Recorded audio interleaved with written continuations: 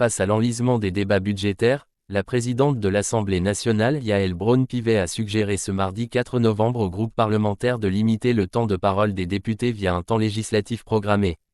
Une procédure complexe à mettre en place et peu consensuelle à ce stade.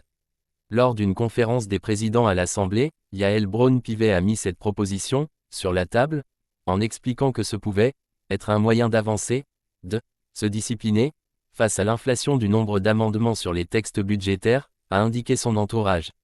Face à la montagne d'amendements déposés sur le projet de budget de l'État, les députés étaient loin d'avoir terminé l'examen de la partie dédiée aux recettes lundi soir, comme initialement prévu.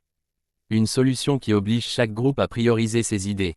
Ils devront reprendre l'examen de ce texte le 12 novembre, sans certitude d'arriver jusqu'au vote avant le 23 novembre, date à laquelle le gouvernement doit le transmettre au Sénat.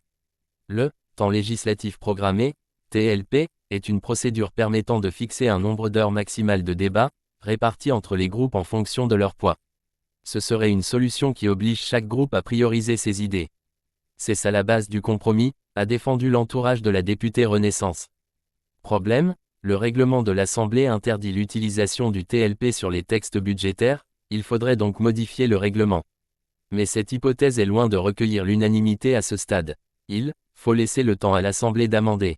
Le président du groupe communiste GDR, Stéphane Peu, s'y est par exemple dit, extrêmement opposé, mardi, considérant qu'il faut laisser le temps à l'Assemblée d'amender, de discuter.